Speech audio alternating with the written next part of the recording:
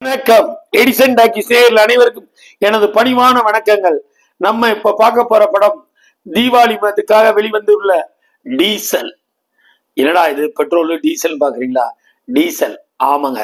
இந்த படம் பாத்தீங்கன்னா தேடை என்டர்டைன்மெண்ட் வழங்கும் டீசல்.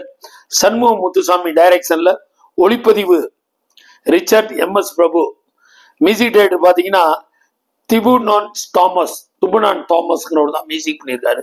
படம் ஒரு நார்த் மெட்ராஸ்ல நடக்கக்கூடிய ஒரு கதையை தெல்ல தெளிவா ரொம்ப அற்புதமா எடுத்திருக்காரு.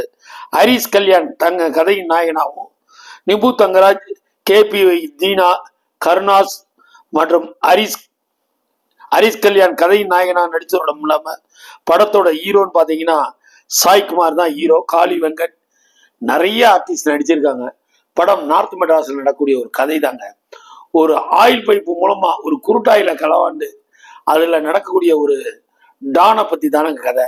வழக்கமா எல்லா படங்களையும் வர கதை தான் இது. ஃபர்ஸ்ட் ஆஃப் ரொம்ப அருமையா நேர்த்தியா பிரமாதமா சொல்லியிருக்காரு இயக்குனர். அதாவது சண்முக முத்துசாமிக்கு சில இடங்கள்ல கிளாஸ் பண்ணலாம், டைலாக் எல்லாமே ஓவரால் சூப்பராகவே பண்ணியிருக்காரு. ஒளிப்பதிவு ரிச்சர்டும் சரி, MS பிரபுவும் பூந்து நார்த் மெட்ராஸை எத்தனையோ பேர் காட்டியிருந்தாலும் இந்த படத்துல ரொம்ப வித்தியாசமா காட்டியிருக்காங்க.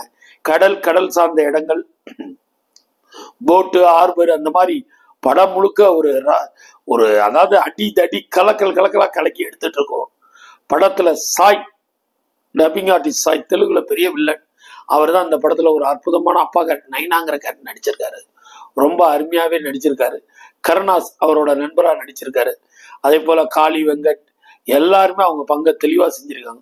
ஒரு நார்த் மெட்ராஸ்ல ஒரு டீசல் பைப்னால் நடக்கக்கூடிய, ஒரு குரூட் ஆயில் பைப்ல நடக்கக்கூடிய பிரச்சனையில் மக்கள் எந்த மாதிரி எல்லாம் பாதிக்கப்படுறாங்கிறத ரொம்ப அருமையா சொல்லியிருக்காரு டைரக்டர். மக்களோட பிரச்சனையை மைய பிரச்சனையா எடுத்து அந்த பைப்புக்காக என்னென்ன பிரச்சனைகள் வருதுங்கிறது தான் டீசல். ஆக மொத்தத்துல டீசல் பார்த்தீங்கன்னா ஆடியன்ஸ்க்கு ஒரு நல்ல படம்னே சொல்லலாம். First half very super, second half தெல்ல தெளிவா கதையை நடத்தி கொண்டு போயிருக்காரு.